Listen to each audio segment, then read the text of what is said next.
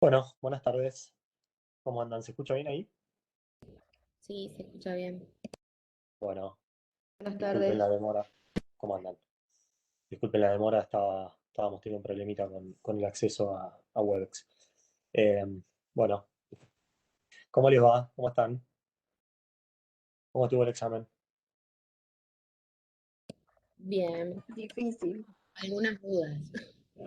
Difícil, sí, me imagino.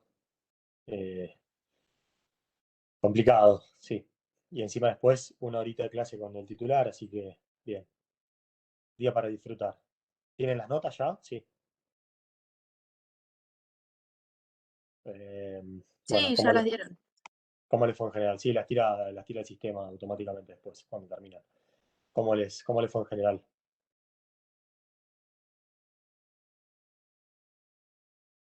Bien, Sabemos Mazo, sin que, palabras. o sea, cada uno sabe la suya. Ah, Algunos ustedes no, vienen, no pueden ver las de todos ustedes. no, No, Solo las nuestras. igualmente en el grupo había Sí, pusimos. bastantes desaprobados y varios con 6. Después no sé. Bien. Era más difícil que el primero para mí, o a mí se me hizo más Sí, difícil. Aprobé, pero nada, era como más complicado, me costaron más las preguntas. sí, era más difícil que el primero y el tercero, los otros van a ser más complicados también porque la materia se empieza a complejizar. Eh, Creo que en algún momento lo habíamos hablado, las primeras bolillas son más fáciles porque arranca con parte más general y a medida que nos vamos metiendo en el procedimiento se empieza a complicar un poco. Y se hace el contenido más denso y más pesado y más complejo, así que es normal y suele pasar todos los años que las notas del primer parcial son bastante más altas que las del segundo y tercero, en este caso tendremos 4, pero siempre las del primero son notas más altas porque el contenido es bastante más sencillo. Pero bueno, quería ver cómo les había ido en general. Profe, una consulta. Si Ujú. vos vas al recuperatorio, ¿la nota que queda es la del recuperatorio? No, no, no. Eso el titular se los había explicado al principio cuando les da las reglas generales. No queda, ejemplo, sacaron un 2, recuperan con un 10, no les queda un 10. ¿Tá? El titular lo que hace es un promedio entre las dos notas. Bien, obviamente que es un aprobado, pero no les queda el 10 del segundo. ¿Tá? Eso para que, por Perfecto, sí, sí. si no les había quedado bien claro, porque a veces hay algún que otro planteo, eh, tiene un fundamento, la práctica del titular, de por qué lo hace de esa manera, pero bueno, no se esperen que si recuperaron con un 10 o con un 9, lo primero tienen un 2, un 3, un 4, no les va a quedar esa nota, ¿tá? Se hace un promedio entre Nico, los dos. Sí. yo por ejemplo en el primer parcial, en el primero había tenido un 4 y pico y en Ujú. el segundo un 9, pero igual me queda una nota de aprobado. Obvio, obvio, obvio, sí, sí, eso por Está eso bien, ponele que es me un pongo un aprobado. 6, no sé, Claro, pero será un es 6 un aprobado. 7. Está Sí, bien, sí, no es que me obvio. tengo que preocupar de que No, aún no, teniendo el recuperatorio de los parciales voy a ir a coloquio, no, porque no, en no, no, realidad porque apruebo. estaríamos incumpliendo todos los reglamentos, leyes, Ok, decretos, y sería inconstitucional por donde lo está mire. bien, No, ¿no? no, es un aprobado, pero no Está te bien, queda joya. la primera. No me va a ¿Sí? quedar un 9, pero si me queda un 6, chocha. O sea, eso es lo que voy. Exacto, te quedará un 6 un 7 suponte, Listo, ¿está? listo. Pero no te va a quedar Listo. el 9. Está bien, genial. Bien, Gracias. no, por favor. Bueno, Perdón, antes sí. de que arranque, tengo una duda con el cronograma al final. ¿Qué bolilla te Ujú. tocaría dar ahora? Mirá, yo tendría que dar 20, 21 y 23, creo. El titular recién les dio liquidación de entidades, ¿no? 22. Nos dio, creo que era 24, ¿puede ser? Les dio, claro, proceso concursal, entidades financieras y liquidación de entidades financieras, le da algo de seguros y demás. Ok. Yo tendría que dar ahora 20, les voy a dar 20 y 21. La 21 no sé si la voy a terminar, la verdad. Tampoco les quiero dar, los quiero matar con las 2 horas. No sé, el titular les dio 1 hora, dijo que les iba a alargar un poco antes, en consideración al parcial, al post parcial. No sé cuánto tiempo les dio, no me pude conectar. ¿Qué les dio 1 hora? Hasta las 2 y bien. 5 y 10, tranquilo, Hasta muy las 2. tranquilo. 2:05, 2:10 tuvimos. Ah, o sea que terminó hace nada. Entretenido, ¿sí? Ah, es un mentiroso. Dijo, los voy a alargar antes eh, atendiendo a la situación, los voy a alargar antes. Tengo la prueba porque lo tengo por escrito. Pero bueno, se ve que no pudo con su genio y les terminó dando las 2 horas. Aparte le hicieron preguntas y bueno, se estiró, dijo. Claro, sí, sí. Bueno, sepan que su intención era alargarlos un rato antes, atendiendo a que después de un examen, obviamente, la cabeza queda un poco sentida. Nicolás, le hago una pregunta sumamente personal. Y Si usted tuteame, tuviera. no me digas Bueno, porque perdón. me matás. Perfecto, Nico. Dale. Si tuvieras un 5,75 en el primer parcial y un 5,75 en el segundo parcial, Sí, ¿irías al recuperatorio del segundo parcial? no, Ok. depende del tiempo que tengas. Bien, Es ya y el otro el parcial que viene es en 2 semanas, desde claro, hoy, ¿no? uno ya y el otro es Sí. ayer. Bien, no, yo no me presentaría, digamos, técnicamente con esas notas virtualmente estarías aprobado, ¿sí? Bueno, Pero bueno, si querés levantar, tenés tiempo de estudiar y demás, allá que quede en vos, pero la verdad es que con esas notas estás aprobado. Bien, perfecto, Nico. Bárbaro. Muchas gracias. por nada. Bueno, ¿alguna consulta más? Bien, yo sí voy a hacer honor a mi palabra y los voy a tratar de largar antes. Bien. Eh, Como les decía, les voy a dar bolilla 20 y voy a tratar de darles toda la 21. Tendría que meterle mucha pata y la verdad es que va a estar muy complicado, pero bueno, vamos a hacer lo posible. No creo que se preocupen demasiado si no llego a terminar la 21. Nadie se va a poner a llorar, pero vamos a hacer lo posible.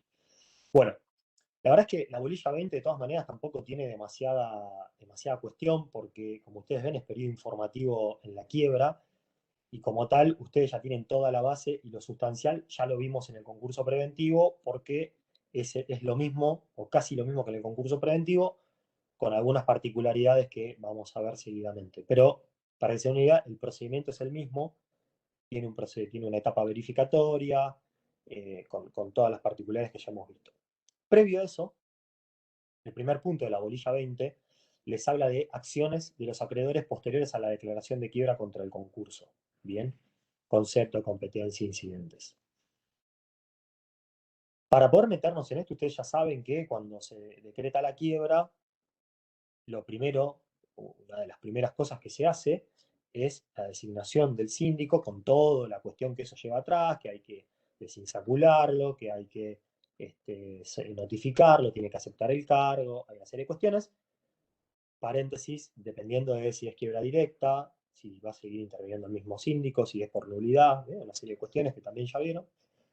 Pero las medidas que se toman, ni bien se decreta la sentencia de quiebra, una vez que tenemos el síndico, y si todavía no tuviésemos síndico designado, con algún auxiliar del juzgado, designado por el juez, lo que se va a hacer es proceder a la incautación, bien, tenemos ya el desapoderamiento que opera de pleno derecho, desde el mismo momento de la sentencia de quiebra, el fallido queda desapoderado de sus bienes de pleno derecho y ese desapoderamiento se va a materializar luego a través de la incautación de los bienes.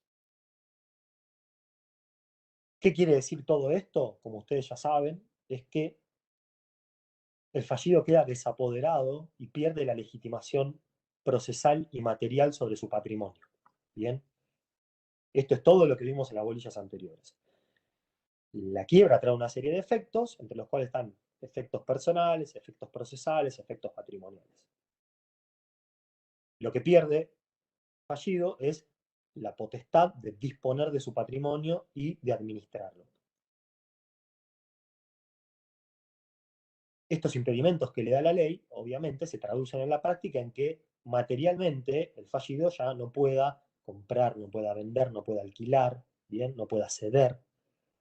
Todos los actos que ustedes se puedan imaginar, obviamente en base siempre al tipo de actividad que esté llevando a cabo ese fallido. Bien, vamos de nuevo al ejemplo que es siempre bien gráfico. Si tuviese un almacén, tuviese un supermercado, no va a poder explotarlo día a día, ¿tá? Sino que tenemos que ver si hay continuidad o no hay continuidad, pero quien se va a hacer cargo de toda esa actividad va a ser el síndico. Entonces, teniendo en cuenta estos parámetros, la pregunta es, bueno, ¿qué pasa si a pesar de tener la sentencia de quiebra firme, consentida, de que ya tenemos un síndico designado y están toda esta serie de efectos que estamos hablando, están firmes y operativos, ¿qué pasa si interín todo este momento, desde que se dictó la sentencia de quiebra hasta que procedió la incautación de los bienes, qué pasa si el fallido llevó a cabo distintos actos en violación a todo este sistema? ¿Hasta acá me siguen el planteo? Sí. Bien. Entonces, sí. ¿qué pasaría si el fallido hubiese actuado en violación a estos principios que da la ley? Por eso acá habla la ley del programa de las acciones de los acreedores con posterioridad a la declaración de quiebra. Y son acciones contra el concurso. Tienen todos el programa a mano, ¿no? ¿Lo tienen? Espérenme que lo voy a ubicar acá. Sí. Chiquitín. Sí. Así que vayan al artículo 109, si tienen a mano la ley. Esperen que yo la tengo acá en la computadora. Vamos al 109. Saben que el desapoderamiento está a partir del artículo 106, fecha de aplicación, concepto, etc. Administración y disposición. Exactamente. Fíjense que el 109, en la segunda parte, en el segundo párrafo, dice: los actos que realiza el fallido sobre los bienes desapoderados, así como los pagos que hicieron recibir, son ineficaces. La declaración de ineficacia es declarada de conformidad a lo dispuesto por el artículo 119 del último párrafo. Es decir, para todos estos actos que el fallido hubiera llevado a cabo en violación al sistema que da la ley, a las prohibiciones que le da la ley, van a ser pasibles de la sanción de ineficacia, remitiendo la ley al artículo 119, que es ni más ni menos que la acción de ineficacia concursal por conocimiento de la cesación de pagos de los terceros. ¿Se acuerdan cuál era la acción del 119, el contenido, qué implicaba, quién la podía ejercitar? Bien. Ahí, perdón, Nicolás, ahí me parece que Fernando había dicho que se habían equivocado. Si no noté mal no recuerdo mal, él decía que era directamente ineficaz, como si fuera del 118. Sí, Parece sí, que sí. anoté eso. No, por eso, les iba ahí, está Ah, bien, sí, les iba a hacer, esto ya lo vieron con Fer la vez, porque cuando se los dio Fer esto. la última clase o la anterior, no me acuerdo. Bien, Esto bueno, entraba en este parcial. sí, Pero está bien. Sí, lo que pasa es que como forma parte de la bolilla, lo repasamos. Está bien, lo que pasa es que la ley remite al 119, pero la doctrina es unánime en el sentido de que tiene que aplicar el sistema del artículo 118. Bien, es decir, por ser actos en violación a una prohibición legal expresa, debe aplicar la de pleno derecho, la acción de pleno derecho del artículo 118 y no la del 119. Es decir, la ley remite al 119, pero doctrinariamente se remite al 118. Bien, así que el 118 implica que el juez lo puede dictar de oficio, ni bien se detecte la ejecución de estos actos en violación al sistema, como si fuesen los actos a título gratuito y demás. Bien, así que eso es, yo para no dejarles temas colgados. ¿Por qué se empieza a complicar? Acá les hago un paréntesis. ¿Por qué se empieza a complicar la materia y se empieza a complicar los parciales? Porque acá ya nosotros tenemos todo el procedimiento que tenemos que ir atando, ya tenemos los plazos, tenemos etapas procesales que van atadas unas de otras. El programa a veces, en el sentido de la propia ley, es medio caótica porque salteás 30 artículos para atar un tema con el otro, tenés que volver hacia atrás. Entonces, se empiezan a complicar, por eso siempre les decimos, y sabemos que es complicado que ustedes lo hagan por la carga que tienen de materias, el tiempo para estudiar es poco, que se hagan una línea de tiempo, una progresión de cómo va el proceso, que empiecen a atar el proceso entre un plazo y el otro, porque es la forma de graficarlo, de tenerlo bien presente, y obviamente que al momento de proyectarlo al examen, teniéndolo en la cabeza, es mucho más fácil, ¿sí? Sabemos que es complicado, me consta a mí personalmente, pero bueno, es un consejo que siempre les damos. Insisto, segundo, tercer y cuarto parcial en este caso son más complicados que el primero, ¿bien? Ni les cuento cuando ya vean privilegios y toda esta última parte, que es donde verdaderamente se complica se complica más la materia. Bien, así que a prestarle atención.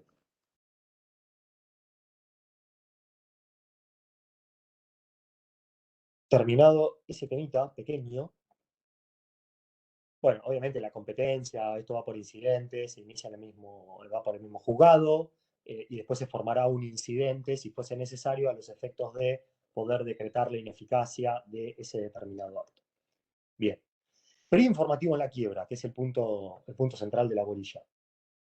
Como les decía, ustedes ya saben de la parte de concurso preventivo, artículo 32 y siguientes, cómo es el proceso de verificación, saben lo que es el proceso de verificación, por eso se llama periodo informativo, porque lo que se hace a través de este sistema es brindarle al juez toda la información necesaria a los efectos de recomponer o de componer la nómina de acreedores para el pasivo, a fin de que el juez tenga la nómina definitiva de quiénes son los acreedores que van a participar del proceso. Y para que el juez pueda tener esa nómina de acreedores o listado de acreedores, es necesario brindar información. Por eso se llama periodo informativo. Esa información va a provenir de los propios acreedores, lógicamente, porque son los que se van a presentar e insinuar sus créditos. El propio síndico, cuando tome posesión del cargo y tenga que hacer el informe que le da el artículo 14 de apertura del concurso preventivo, y en este caso del artículo 88, cuando se decreta la sentencia de quiebra, el síndico va a tener que elaborar del análisis y examen de la documentación legal y contable cuáles son los acreedores que el fallido en este caso tiene. Bien, si el síndico omitiera o si fuese una quiebra directa por propio pedido del fallido y el propio fallido se olvidara o omitiere la declaración de algún acreedor, pues ese o esos acreedores omitidos podrán presentarse a verificar sus créditos. Les hago acá un punto aparte y una llamada. ¿Ustedes se acuerdan cuáles son los supuestos de quiebra directa y quiebra indirecta? O sea, ¿qué es la quiebra directa y cuáles son los supuestos de quiebra indirecta? Quiebra directa necesaria, quiebra directa voluntaria, ¿tá? Más o menos estamos ubicados en tiempo. Bien. En cuanto a la verificación y obligatoriedad, sigue siendo obligatorio para todos los acreedores la verificación de los créditos como instituto de fondo. ¿Bien? Es decir, la verificación es obligatoria como instituto. Ahora, la pregunta acá es, ¿se va a abrir necesariamente un periodo informativo en todas las declaraciones de quiebra? ¿En todos los supuestos del artículo 88 voy a abrir un nuevo periodo informativo en los términos del artículo 32? La respuesta es no. Vamos por partes. Primero, tengo quiebra directa voluntaria o necesaria. Quiebra directa voluntaria, como el nombre lo dice, es la que pide el propio fallido, la que pide la propia persona, humana o jurídica. Quiebra directa necesaria es aquella que es pedida y decretada a instancia de acreedor. En esos dos supuestos, sin dudas, que vamos a tener un periodo informativo tempestivo, vamos a tener una verificación tempestiva, de la misma manera que la tenemos en el concurso preventivo. Es decir que sobre esto no me voy a explayar porque nos vamos a remitir al artículo 32. Bien. Segundo, ¿qué es lo que nos pasa en los supuestos de quiebra indirecta? Acá es donde tenemos reglas especiales. Vamos a sacar una regla general en el supuesto de quiebra indirecta. Genéricamente, en la quiebra indirecta, ¿tenemos un periodo informativo tempestivo? Genéricamente hablando, no. No lo tenemos. Salvo en dos supuestos, que son la quiebra decretada por incumplimiento del acuerdo preventivo y la quiebra decretada por nulidad del acuerdo del concurso, ¿sí? En esos dos casos vamos a tener una verificación tempestiva.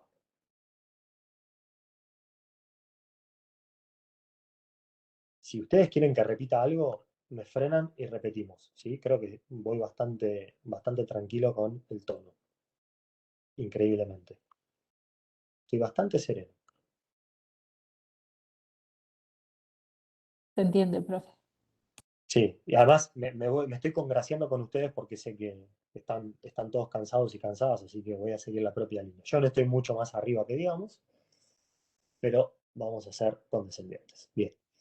Fíjense que el artículo 200 les dice que todos los acreedores por causa o título anterior a la declaración de quiebra y los garantes deben formularle al síndico los pedidos de verificación de los créditos, indicando monto, causa, privilegio, se hace por escrito, duplicado, con las 2 copias firmadas, domicilio, todo lo que vieron del artículo 32.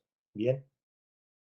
Tiene los mismos efectos, obviamente, efectos de la demanda judicial, interrumpe la prescripción e impide la caducidad del derecho de la instancia, paga el mismo arancel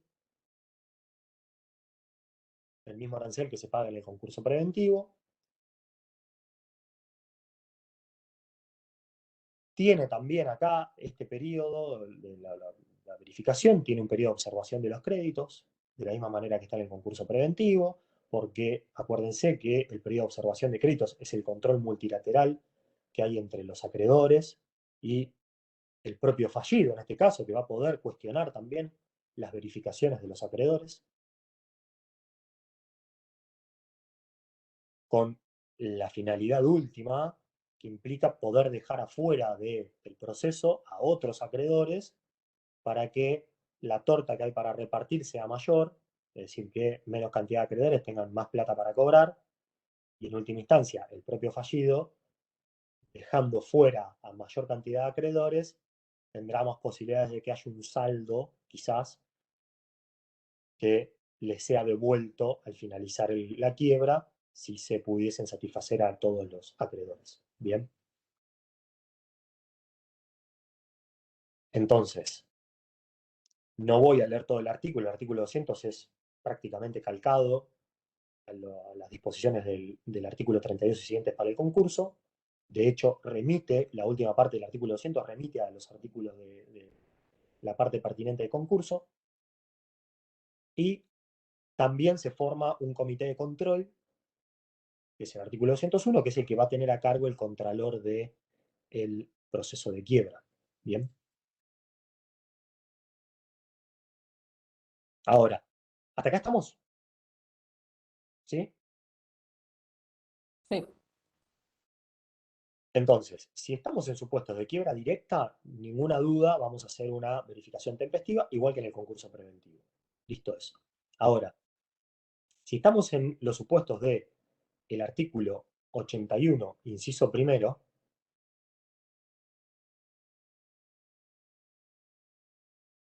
que en realidad no es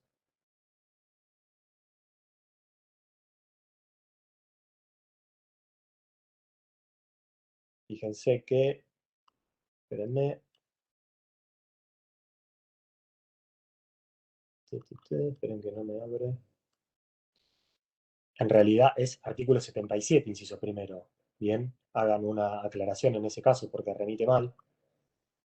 En los casos del 77, inciso primero, que es ni más ni menos, son los supuestos de quiebra indirecta, perdón.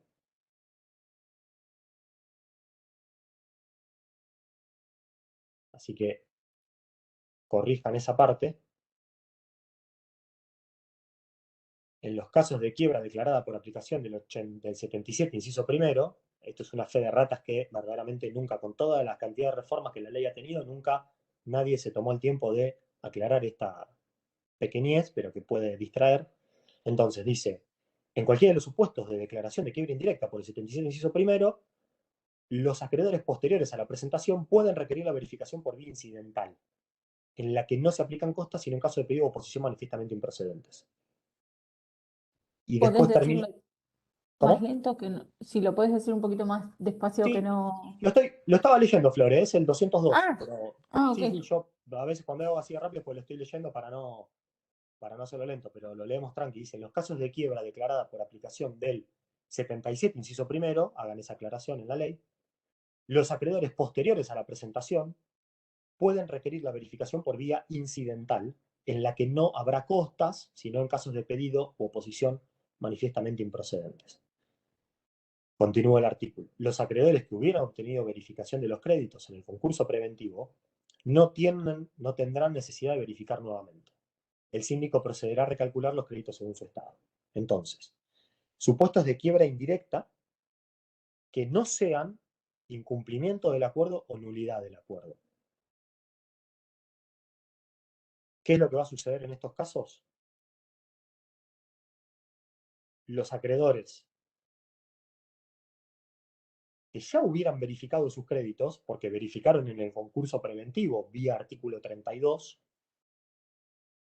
no van a tener que volver a presentarse a verificar los créditos, porque ya lo hicieron en el concurso y porque hubo una resolución judicial que los declaró verificados o admitidos.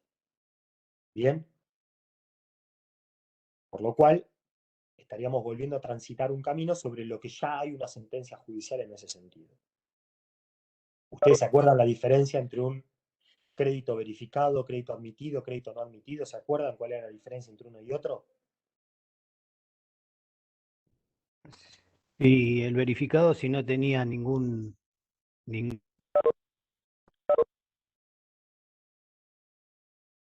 ¿Se me cortó a mí o se te cortó a vos? Creo que se le cortó a él. Se le cortó. No observaciones y no opinión desfavorable. Exactamente. Un crédito verificado es aquel crédito que no mereció observaciones ni cuestionamientos de nadie, ni de ningún acreedor, ni del síndico, ni del propio, en este caso, fallido. Y en consecuencia, es el crédito que pasa limpio el canal de verificación y se declara verificado. El admitido es el que pudo haber tenido alguna observación o cuestionamiento de alguno de los intervinientes, otros acreedores, sindicatura o el fallido, y a pesar de los cuestionamientos, el juez lo admitió. ¿Ah? El no verificado es el que, no habiendo tenido cuestionamientos, el juez no lo verifica, y el no admitido es el que, habiendo tenido cuestionamientos, el juez lo declara no admitido, no lo admite. Bien. Esto es un repaso que viene bien tenerlo presente. Entonces, cualquiera hubiera sido el caso de todos estos, verificado, admitido, no verificado, no admitido, ya en el concurso preventivo ya lo transitamos, con lo cual no va a ser necesario.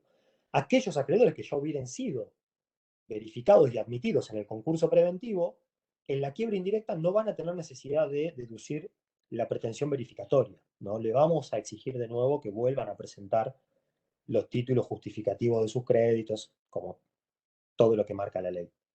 Sino que quien lo va a reemplazar a eso va a ser el propio síndico. Que lo que va a tener que hacer va a ser un recálculo de esos créditos desde la presentación en concurso preventivo hasta la sentencia de quiebra. ¿Hasta acá me van siguiendo? Sí, Nico, y eso, y los créditos que no fueron verificados en el concurso ya no pueden verificarse ahora. Los créditos por causa o título anterior a la declaración de concurso que no se ven verificados, si todavía están en plazo para hacer una verificación tardía, lo pueden hacer. ¿Con una Bien. quiebra indirecta? En una quiebre, si están todavía dentro del plazo, si todavía no se les caducó la etapa procesal para poder hacer una verificación tardía, lo pueden hacer. Bien. Suponte que el concurso preventivo tardó 3 años y después de 3 años derivó en una quiebra indirecta. Y por el tiempo transcurrido, a ese acreedor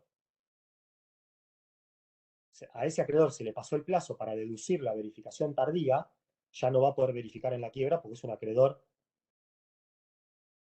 concursal, quien ya perdió la posibilidad de hacer la verificación tardía por el paso del tiempo. ¿Se acuerdan la verificación tardía? Artículo 56. Ese pasa ¿Cuáles son los a supuestos de verificación extinguirse. tardía? ¿Se acuerdan? No sé con quién lo vieron, verificación tardía. Sí, en el 56, Sí, los que estaban en un proceso y le salía la sentencia podían ingresar. sí, ese es el supuesto de cuando el acreedor ejerce la opción de continuar su procedimiento ante ante el juez correspondiente, ante el juez natural. Desde que obtiene la sentencia, tiene 6 meses para hacer la verificación tardía, que se va por fuera de los plazos del artículo 56. Bien, Y el la artículo prescripción 56, ¿cómo? Regla general tiene son 2 años. La regla Desde que general claro, del inició el 56 concurso. es que mientras tramite el concurso, por la verificación incidente. tardía se puede hacer por incidente. Bien. Y si el concurso ya hubiera terminado, lo puede hacer por acción individual, pero dentro de los 2 años de la presentación en concurso. Entonces, Si por no eso se yo le les extingue puse, el crédito. ¿cómo? Si no se le extingue el crédito. Si no se extingue el crédito. Por eso yo les decía, si ese concurso preventivo se abrió, pasaron 3 años, ¿bien? Es decir, me excedo de los 2 años que me da la ley, o pasaron 2 años y 2 meses, 2 años y un mes, y se excedió de los 2 años que la ley da desde la presentación en concurso preventivo, se perdió, se prescribió. ¿Se entiende? Claro.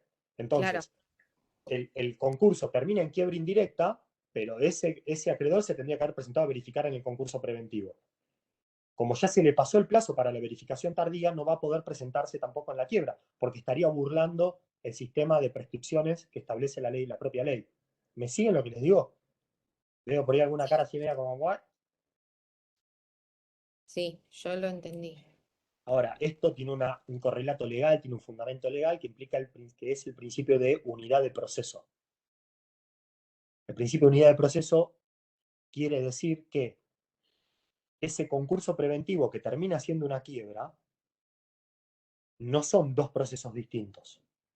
Es un mismo proceso que arrancó siendo concurso preventivo y terminó siendo quiebra. Pero en cuanto a instituto, de fondo, es un mismo proceso. Siendo un mismo proceso, no le puedo escindir las reglas de uno y otro. ¿Bien? Yo te hago una pregunta. Ahí cuando la ley dice 6 meses, o no sé, Sí, por ejemplo, en la nulidad de la homologación del acuerdo, que sí. también dice 6 meses, Ujú, ¿no se puede interpretar como 180 días? Porque había una pregunta en el examen sí. y yo puse esa, pero como que estaba mal. ¿6 meses no son 180 días? ¿O no es lo mismo? No vi cuál era la verdad es que no vi la pregunta del examen. No, Soy decía, no sincero. sé, la nulidad del acuerdo homologado y decía se puede presentar hasta los 180 días de la homologación. Y en realidad lo que dice la ley es que es 6 meses desde la homologación. Por ahí no es Son lo 6 mismo meses, decir no son 6 meses. 180 días. Pues son días hábiles.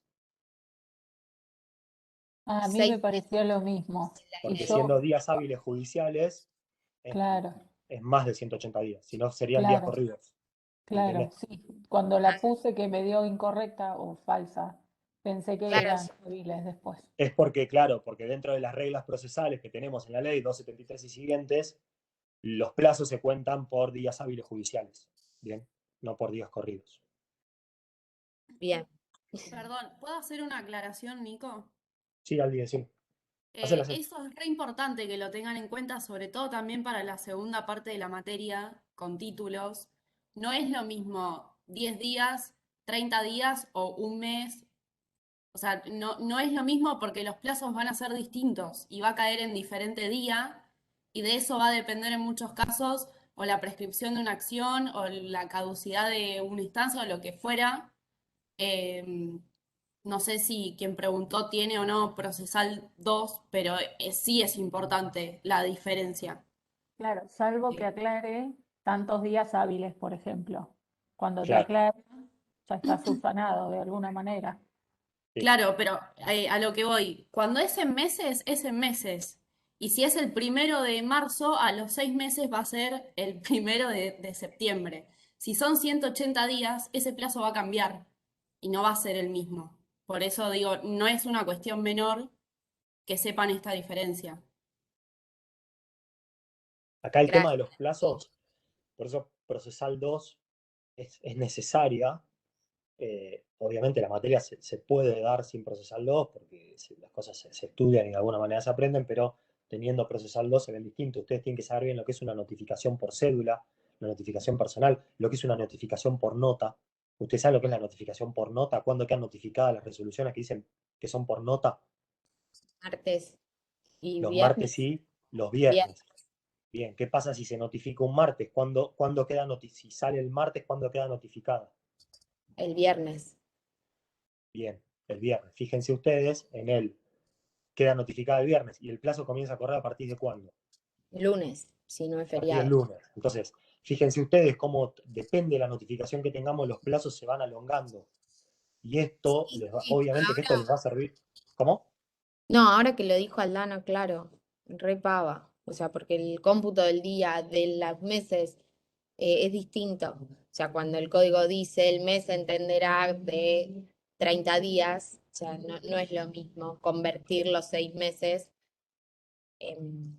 No es no, lo o sea, mismo. Obvio, sí, es que, a ver, ustedes por ahí son las cosas que por los nervios, por la ansiedad, por la cantidad de preguntas, porque son exámenes que tienen que se les da una hora y después no pueden volver para atrás, la cabeza conspira y uno lo traslada automáticamente, son 6 meses, son 180 días. Es normal que se equivoquen, pero también es una de las preguntas capciosas, entre comillas, que les ponemos, pero ustedes tienen que tener en cuenta las reglas procesales de esto, ¿sí? Nos regimos por días hábiles judiciales. Bien, con lo cual no son, una semana no es una semana, bien, y de eso sí. también yo tengo que tener en cuenta a partir de cuándo se notifican las resoluciones. Y si es una notificación por nota, si es una notificación automática, si es una notificación por cédula, voy a depender del tipo de notificación que tenga, bien. Y perdón, ya sé que Sí, estamos teniendo un montón de tiempo, pero no hay quiero problema. ya hacer una pregunta, porque también me tocó una del APE no homologado. Sí, Y como una opción decía que requería la conformación de las mayorías del 45. ¿Eso no es para homologarlo? O sea, en el APE no puedo poner lo que yo quiera, o sea, no queda a criterio de los contratantes, digamos. en Si el lo quiero APE, homologar, me requiere la mayoría el juez. para presentarlo, para la homologación, requiere las mismas mayorías del artículo 45. Sí, Claro, pero la pregunta era el APE no homologado. sí, Y yo no marqué la de las mayorías del 45 y me la sí. marca como que debía estar. Pero si no está homologado. Eso no me quedó Entiendo. claro. La verdad es que no tendría que ver el porqué. Entiendo que por ahí era por no homologado porque requiere las mayorías del 45. No sé. De última, paso la pregunta, cómo era, pero Sí, decía como el acuerdo extrajudicial no homologado y una de las opciones era que requiere la mayoría. Pero nada, lo había entendido porque también al titular le encanta hacer preguntas capciosas. Entonces, aparentemente. no sé para qué lado va. Pero bueno, seguí con la clase, perdón. No, está bien. Igual las críticas o sugerencias o cuestiones dudosas por ahí, igual que el parcial anterior, se trasladan y si hay que rectificar notas, se rectifican, ¿sí?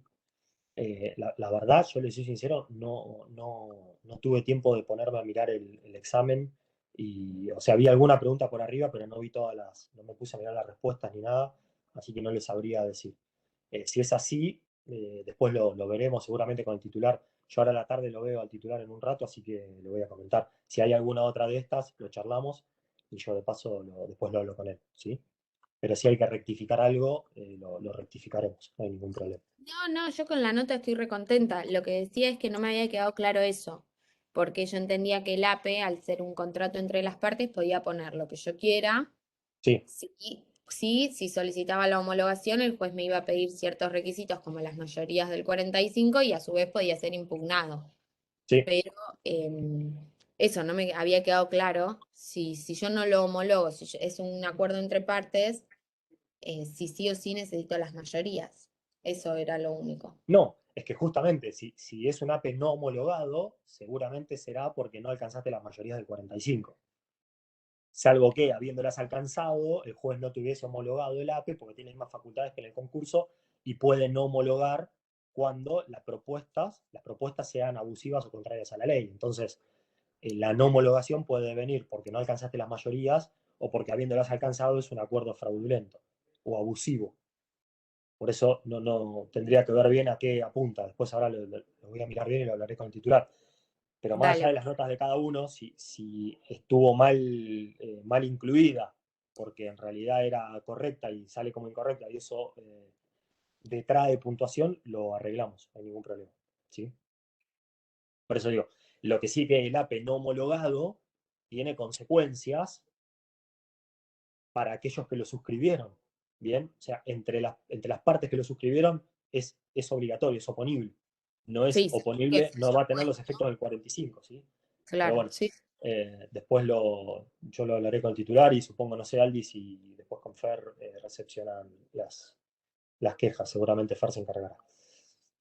Bien, entonces, en cuanto a la verificación tardía, lo que les decía es que si se pasó el plazo que da el artículo 56, cuyo contenido expresamente dice que saliéndose o pasándose de ese plazo para ejercer la verificación tardía, se prescriben las acciones del acreedor contra el concurso. Lo mismo pasa para la quiebra. Si durante la tramitación del concurso preventivo el acreedor no verificó su crédito tardíamente y se cumplieron los 2 años que establece el artículo 56 desde la presentación en concurso, que después termina en quiebra, ese crédito está prescripto. ¿Esto se entiende? ¿Sí? Sí. Ahora, háganse la diferencia de qué es lo que pasa con aquella sentencia que el acreedor va a verificar una vez que lo obtuvo y para lo cual la ley le da 6 meses.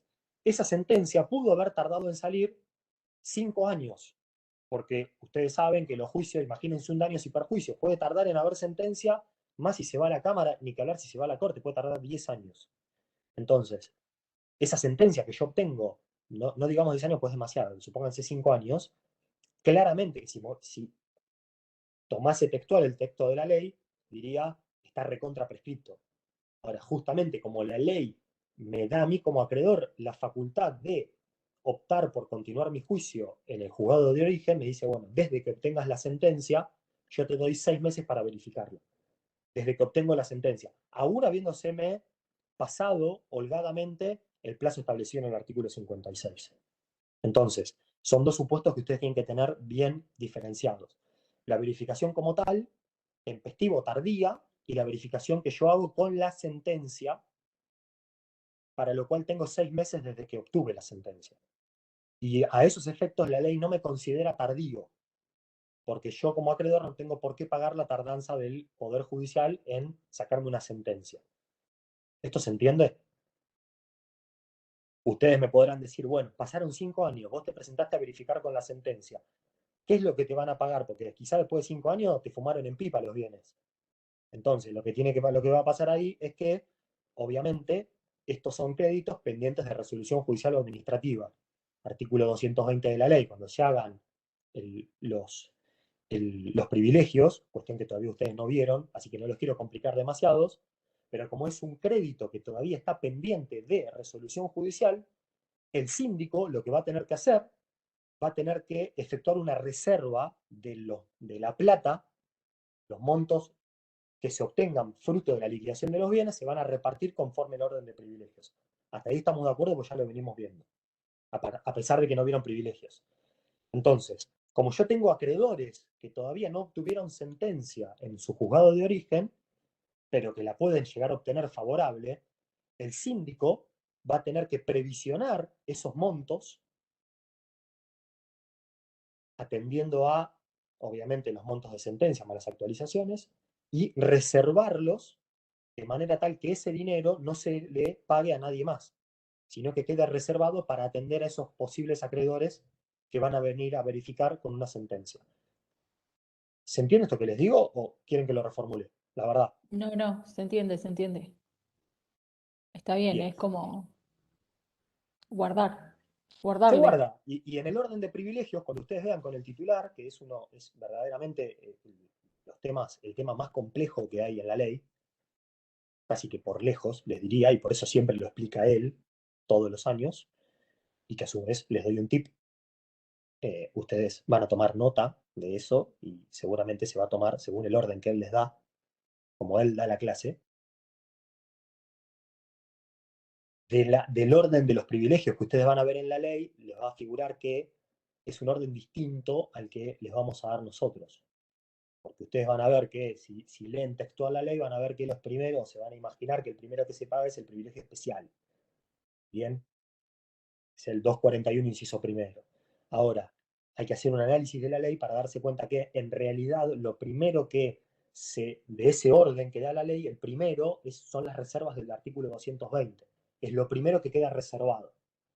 Eso primero, antes de empezar a pagar cualquier otro gasto, 240, conservación y justicia, que ya venimos viendo, privilegios especiales, etcétera, lo primero que hay son reservas que el síndico tiene que hacer, justamente para atender a estos posibles acreedores que puedan presentarse a verificar y que tienen un proceso judicial o administrativo en trámite. ¿Bien?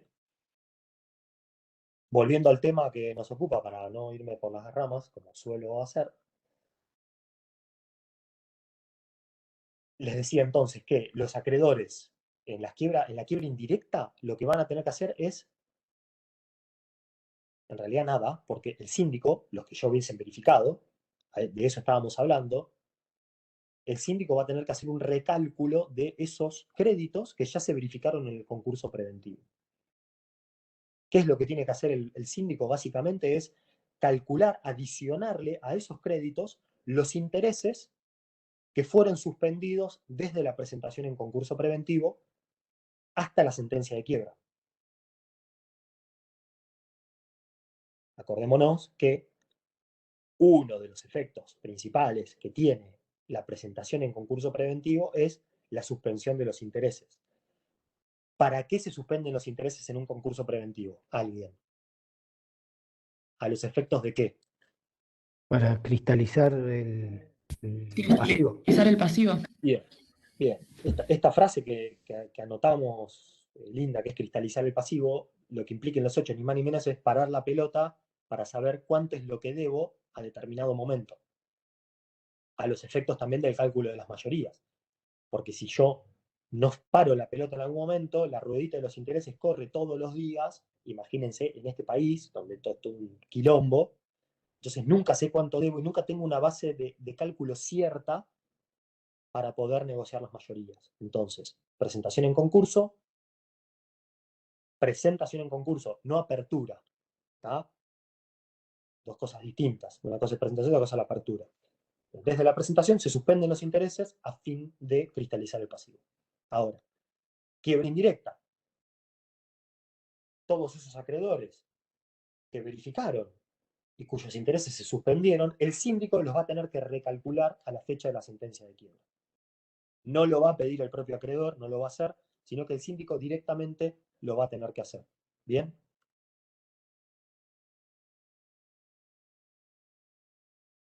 ¿Esto se entendió? ¿Alguna pregunta? Y ya salgo de esta bolilla. ¿No? Bueno, vamos a liquidación de los bienes. Realización de los bienes, que sería el fin primordial que busca el proceso de quiebra. ¿Bien? Liquidar bienes para pagar pasivo. Artículo 203. La realización de los bienes se hace por el síndico y comienza de inmediato, salvo que se haya interpuesto recurso de reposición contra la sentencia de quiebra o que el juez hubiera admitido la conversión de la quiebra en concurso preventivo. Que, si ustedes se acuerdan bien, técnicamente no es un recurso, porque no es, o sea, es un remedio procesal, pero no es un recurso en sentido técnico, pero en definitiva está dentro del capítulo de la parte recursiva de la ley. Entonces, principio general, la realización de los bienes arranca de inmediato, ni bien se pueda, por el propio síndico, salvo algún recurso contra la sentencia de quiebra o admisión de la quiebra en concurso preventivo. O, también agrega la ley, que se haya resuelto la continuación de la explotación en los términos del artículo 189, 190 y 191. Así que tenemos el principio general, es que arranca de inmediato, salvo estos tres supuestos que me da la propia ley. Obviamente que en la práctica la liquidación de los bienes no arranca rápido, ni muchísimo menos arranca rápido.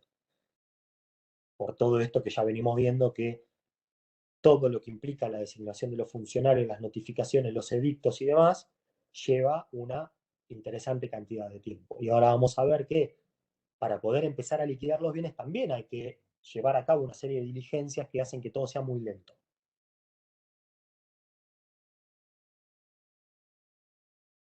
Después tenemos el artículo 203 bis, que verdaderamente es una maravilla de la técnica jurídica.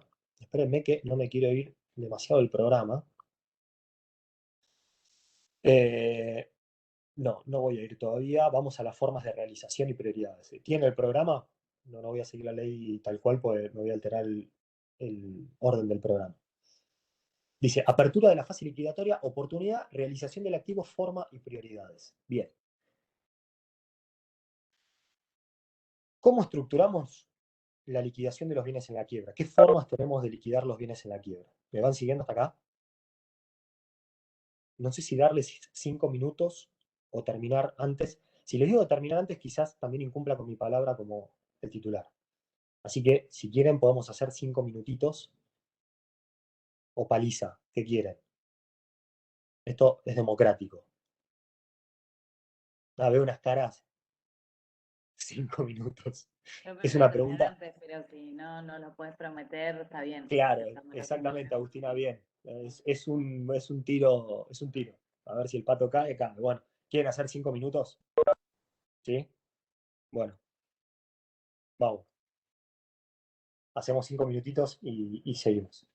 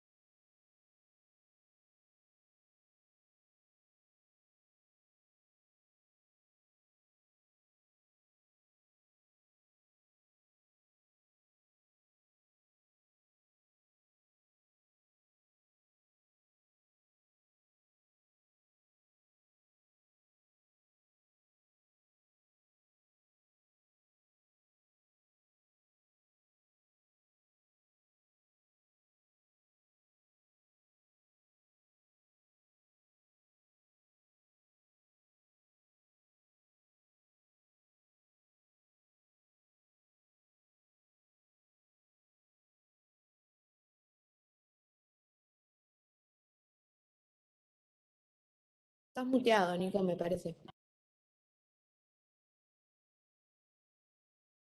No se había apretado. Bueno, ahora sí. Poner un poquito más de 5 minutos. Bien, Aquí estamos. sí, firmes, como ojo de vidrio. Vamos. Bueno, entonces, realización de los bienes. ¿Cómo se hace la liquidación de los bienes en la quiebra? Lo dividimos de dos maneras distintas a las formas de realización del activo. Tenemos, por un lado, formas económicas y por otro lado tenemos formas procesales de liquidación del activo. Reitero, tenemos formas económicas y tenemos formas procesales. ¿Por qué lo dividimos de esta manera? Porque lo hacemos por un lado según, como el nombre lo dice, el criterio económico en cuanto a la conveniencia respecto de la cantidad de provecho económico que se le puede sacar a esa venta. Es decir, un criterio está motivado en cuestiones económicas, de cuánto es lo máximo que le podemos sacar a esa venta. Y el criterio procesal es cómo canalizamos esa determinada venta económica procesalmente según los medios que me da la ley. Entonces, la forma económica tiene un correlato, justamente como el nombre lo dice, económico, en cuanto a la mayor cantidad de provecho que se le puede sacar, y cómo lo voy a encarrilar procesalmente a través de las tres formas que me da la ley. Por eso son formas procesales. Entonces, formas económicas que tengo de vender los bienes son tres. Primero, la venta como unidad. Segunda sería la venta en bloque de los bienes. Y la tercera sería la venta individual o singular de cada uno de los bienes. Reitero, la venta de la empresa como unidad, la venta de los bienes en bloque y la venta de los bienes de manera singular o ventas individuales. Fíjense que lógicamente, o podría entenderse, que si yo puedo vender la empresa como una unidad, toda en conjunto, probablemente valga más que si yo la desguazo y la vendo o separadamente o por bienes en bloque. ¿Por qué decimos bienes en bloque? Porque puedo vender los bienes que hay en un establecimiento por un lado, los bienes que están en la sede de la administración en otro. Eso sería venta en bloque. ¿Bien? Distinto de venderla al mismo tiempo como una unidad toda. Obviamente que la tercera, que es la venta singular, voy bien por bien vendiéndolo. ¿Esto es una regla inmutable? ¿Es una regla genérica que no sufre excepciones? No. Volvemos a lo mismo. Cada supuesto comercial, cada supuesto, cada quiebra en particular, tiene sus particularidades. Por supuesto que si estamos hablando de la quiebra mía como persona física, como persona humana, olvídense de la venta comunidad. Bien, seguramente mis bienes me lo van a vender individualmente. Me van a vender el auto por un lado, me van a vender, no sé, la bicicleta de carrera que vale medio palo por otro lado, que no tengo, bueno, no tomen nota porque no ando en bicicleta de carrera, lo dije como un ejemplo, qué sé yo, ahí tenemos que ver cuáles son los bienes que fueron incautados y que tienen un valor. ¿Tá? Esto cuando vimos los bienes que están excluidos del desapoderamiento, que yo si tenía 5 televisores, tengo, no sé, 5 LCD de 80 pulgadas, de 70 pulgadas, me van a sacar 3 y me dejarán uno. Bueno, en base a eso, en base a los bienes que fueron desapoderados e incautados, será la venta individual de los bienes. Ahora, si tengo un lote de Eso, bienes, sí. perdón, ¿tiene relación con hacer el acervo de cada persona? Porque como vos decís, no es lo mismo que me vendan a mí, que no tengo nada, a A que vos le no te van a saquen. vender, a vos no te vamos a vender. No sacan 2 pesos, quédate tranquilo. No digo por eso, pero no vamos a vender personas acá.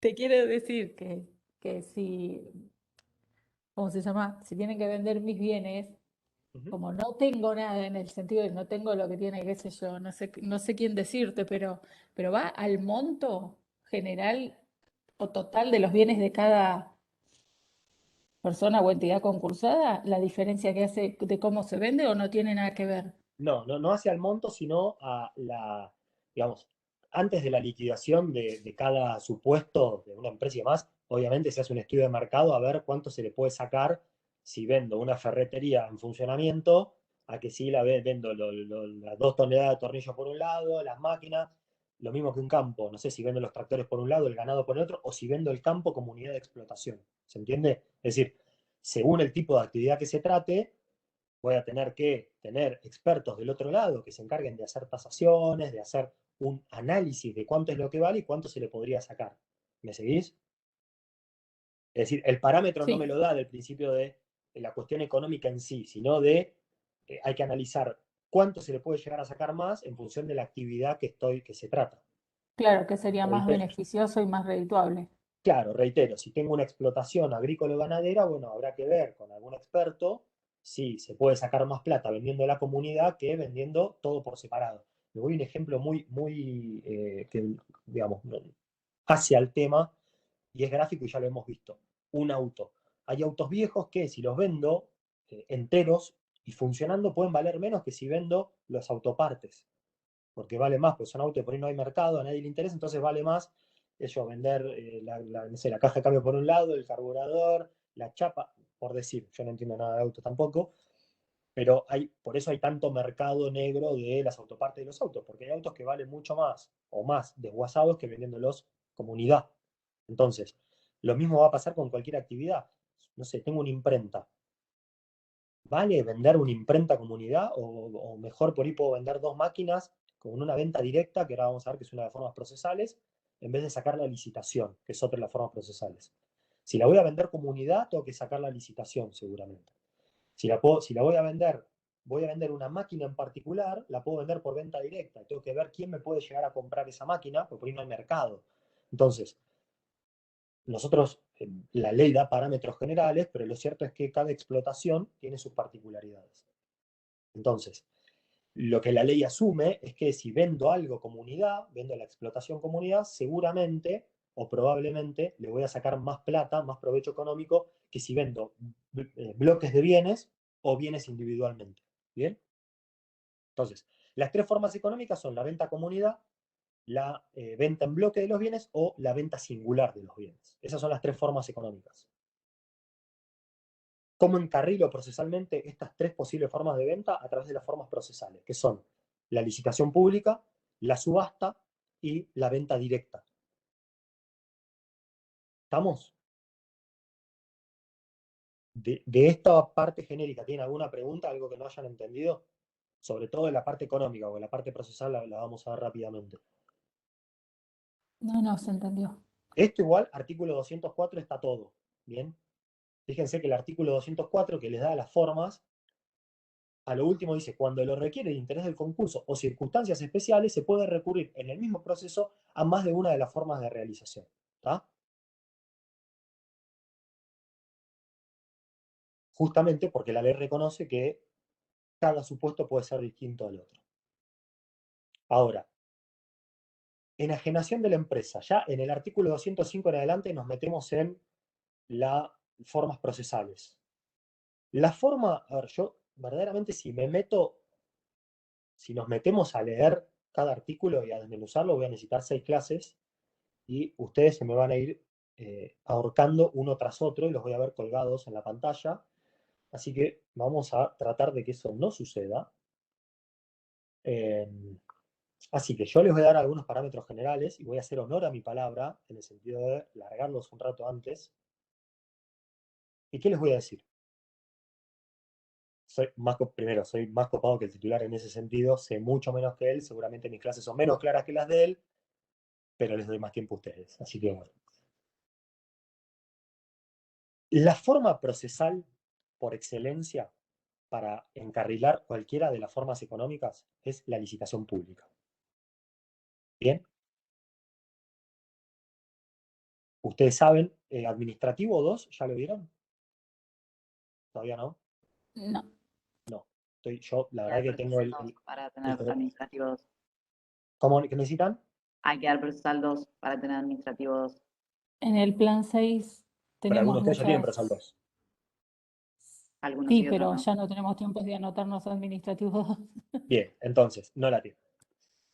La licitación pública, obviamente que es el proceso, es el procedimiento que más, eh, más cristalinidad le da a cualquier venta. Bien, es donde se presentan ofertas bajo sobre, con una serie de requisitos, se hace un pliego de bases y condiciones, hay pliegos generales, pliegos particulares, donde se establecen cuáles son las condiciones de venta de ese determinado bien. Entonces, se fija una base, es la base de la venta, de cuánto es el precio mínimo, y de ahí para arriba van ofertando cada uno de los interesados. Bien, es similar a la subasta, la diferencia es que la subasta se hace en tiempo real.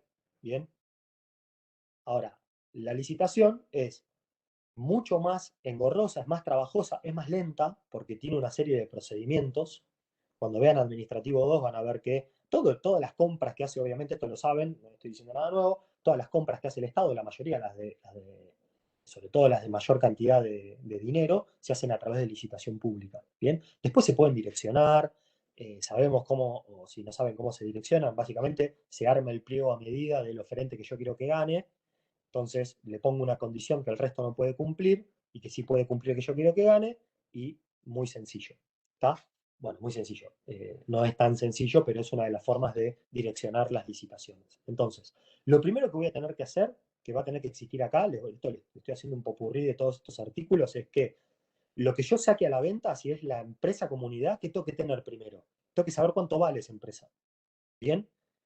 Entonces, lo que voy a necesitar primero es un evaluador, alguien entendido en la materia, que venga y me diga, esta explotación agropecuaria vale tanto.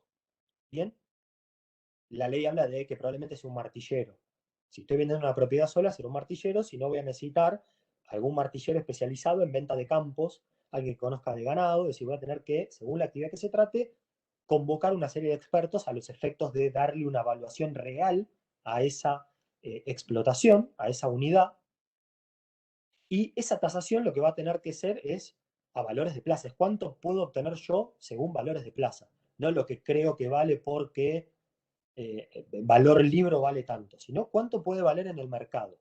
Y obviamente que una venta por licitación de una empresa en quiebra probablemente valga menos que si la saco a la venta en situación normal. Entonces, el martillero, cuando haga la evaluación, va a tener que tener en cuenta todas estas cuestiones de que estoy vendiendo en un proceso de quiebra.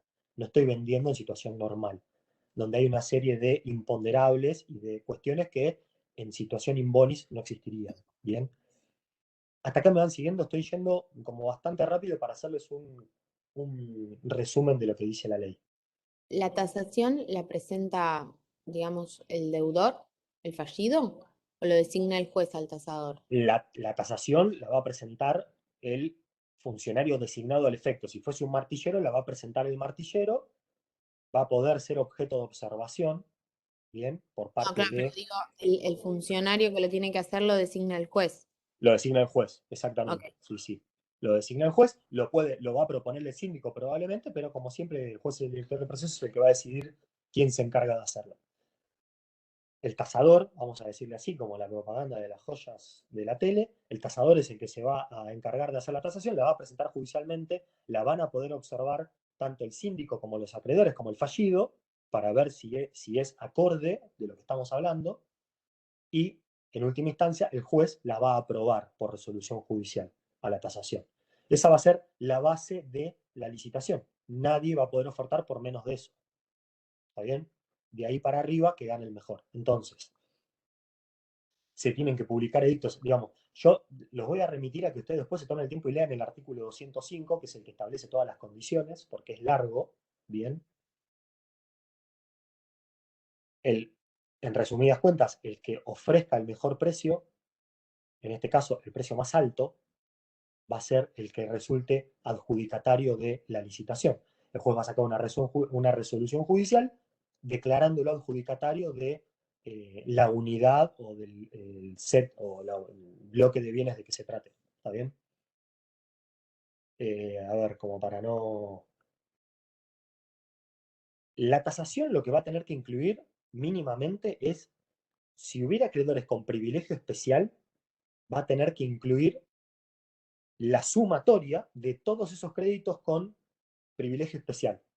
Es decir, la base de tasación no va a poder ser nunca inferior a la sumatoria de aquellos acreedores que tengan privilegio especial sobre esa unidad. ¿Se entiende? Si, imagínense que tuviese un acreedor prendario y un acreedor hipotecario sobre la explotación agropecuaria, porque tengo un acreedor que tiene prenda sobre una de las máquinas y tengo un acreedor que tiene una hipoteca sobre el terreno, la base de tasación no va a poder ser inferior a el crédito que tiene el acreedor prendario y el crédito que tiene el acreedor hipotecario. ¿Sí? Esa va a ser la base mínima, porque se tiene que, la liquidación de ese bien mínimamente tiene que alcanzar para pagar a esos acreedores. ¿Está bien? ¿Me entienden? Ya sé que están con el cerebro en otro lado,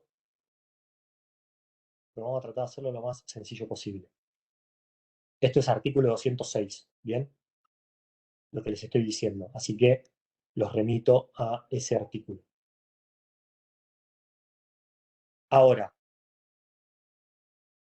si esa licitación fracasa porque no hay oferentes, se va a llamar a una segunda licitación que no va a tener base, que es una licitación sin base. ¿Está? Porque como la primera fracasó porque no hay oferentes, se entiende que a nadie le sedujo ese precio, con lo cual la segunda se va a hacer sin base. ¿Bien? Acá hay toda una historia para contar de cómo se hacían las subastas judiciales en la famosa Liga de Compradores de los juzgados, la que el titular siempre se las explica muy alegremente, es muy interesante. Se cortó un poco con el tema de las subastas digitales. En la provincia de Buenos Aires se estableció la subasta digital, ¿bien? Con lo cual antes lo que se hacía en la sede del juzgado, en la sala de audiencias, se hace ahora vía web. Las ofertas se mandan a una casilla de correo. Perdón, ya me Sí, perdí. O sea, estábamos hablando de la licitación. sí, ¿Se puede vender por licitación o por o por subasta. subasta? O por subasta. La diferencia es que la subasta se hace presencialmente y los que ofrecen en la subasta lo hacen presencialmente y en el momento. ¿Bien? Sí. O bueno, o por este sistema que estabas O, contando ahora. sí, Pero o por el digo, sistema digital. Sí. ¿quién dice si se va a hacer licitación o se va a ir a subasta? El juez. Ok, puede irse Según. directamente a subasta sin licitación. ¿Cómo? Digo, puede irse a subasta sin ni Sí. siquiera haber pasado por una licitación. No es Sí. que en el fracaso de la segunda licitación va a subasta. No. De la misma manera que se va a decidir de las tres formas económicas cuál es la que corresponde, la que conviene, con el mismo criterio el juez va a decidir de las tres formas procesales cuál es la que conviene hacer. ¿Sí? Por ahí O sea, conviene, en vez de hacer una licitación. ¿Cómo? ¿la empresa como unidad también puede ir por venta directa? La empresa comunidad puede ir por venta directa, a eso voy. Ok, ¿No? ok. Son Listo. muchas cosas, igual no voy a terminar de darles la bolilla, pero va a retomar, pero para que sea una idea. La licitación es lenta, ¿sí? Porque hay que preparar pliegos, hay que someterlos a consideración, hay que preparar ofertas bajo sobre, hay que publicar. Tiene una serie de cuestiones que son complicadas, son engorrosas y llevan tiempo. La subasta es un poco más rápida. Por lo cual el juez, por la circunstancia que fuere, podría determinar que en vez de ir a una licitación, se va a una subasta porque es un poco más rápido. Ahora, ¿qué podría pasar? Que tanto la licitación como la subasta no calificaran por el tipo de empresa que estamos hablando o porque directamente no hay interesados. Entonces, les voy a dar un ejemplo que nosotros solíamos dar y que en algún que otro libro estaba, no me acuerdo en cuál, pero yo hoy les di el ejemplo de ¿cómo es? Una gráfica, una imprenta. Hubo un caso de una quiebra de una imprenta que tenía una máquina, una imprenta, o sea, el nombre de la empresa, la actividad es imprenta y la máquina es una imprenta, que era una máquina alemana de no sé qué año que valía una fortuna y que no le interesaba a nadie porque no había mercado en Argentina para comprarla. Entonces, ya se sabía que no había mercado para esa máquina. porque se había hecho un estudio de mercado y se sabía que acá en el país no había. Entonces, no se iba a llamar una licitación o una subasta para que terminaran desiertas por falta de interesados. Con lo cual, en ese caso, ¿qué se hizo? Se sacó una venta directa. Se hizo una venta directa. Sabiendo que había determinado comprador en el exterior interesado, porque era una empresa similar, se ofreció a ese comprador, el comprador estuvo de acuerdo y se le vendió en forma directa, venta directa, a ese determinado comprador. Ahora, ¿cómo funciona también la venta directa en los hechos? A veces, sabiendo que no hay mercado, el comprador, el propio comprador que está interesado, se presenta en el expediente y dice, señor juez, a mí me interesa comprar determinado bien. Se hace el estudio, obviamente, vista la sindicatura, los acreedores y demás, y se llega a la conclusión de que es conveniente hacer una venta directa a ese acreedor y se vende directamente a ese interesado, perdón, no a ese acreedor, a ese interesado. Entonces, las formas procesales pueden variar en función de la actividad y del mercado que haya para. Imagínense una obra de arte. Puedo sacar una obra de arte o la puedo vender, la puedo hacer en forma directa, porque yo sé que a determinado comprador se la puedo enchufar por más plata. Y sobre esto podemos teorizar y hay un montón de ejemplos como actividad de Saya. Que yo, monedas antiguas, imagínense, los numismáticos. Hay un mercado muy chico de monedas antiguas. Entonces, por ahí no conviene sacar una licitación, sino directamente ir a ofrecerlo a una persona determinada. Bueno, sobre esto el juez tiene libertad, obviamente que tiene que tener un correlato, una lógica del por qué se opta por un sistema y no por otro. Bien. Bueno, y después tenemos que si hubiese bienes que son invendibles, porque ya directamente no le interesan a nadie, no los puedo vender de ninguna manera, se le da la facultad al juez de poder donarlos, ¿bien? De poder donarlos a una entidad benéfica, al Hospital de Niños, a la Cruz Roja, ¿bien? Entonces, vamos a tener que ver cada caso en particular, si conviene vender comunidad, venta en bloque, venta separada y en cualquiera de estas tres formas procesales, para lo cual va a tener que tener en cuenta el juez y el síndico el tiempo que lleva cada una y también el costo que lleva cada una. Porque una publicación de dictos es muy cara, una tasación es muy cara, ¿bien? Entonces son todos gastos que se van a sumar a la quiebra y que van a tener una preferencia del artículo 240 de gasto de conservación y justicia.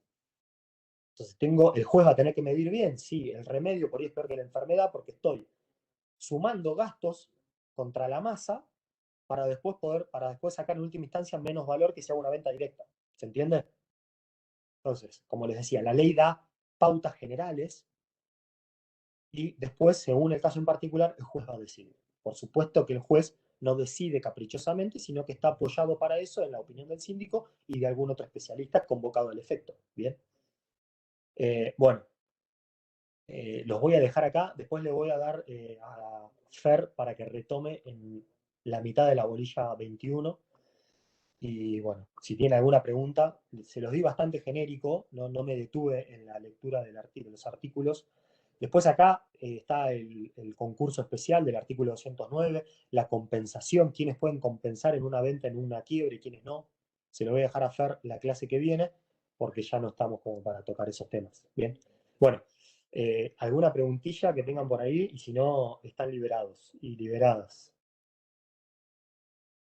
¿No? Bueno. No, porque hay que leer. ¿Cómo?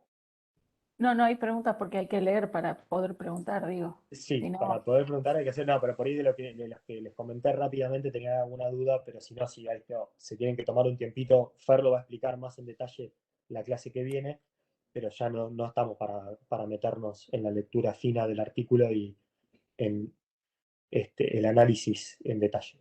Así que, bueno, si estamos, los despido. Chao, Nico. chao, Gracias profe. y que tengan Hasta buenas luego. tardes. Gracias. Descansen. Chao, chicos. Adiós. Hasta luego. Gracias. Chao, gracias. Buenas tardes.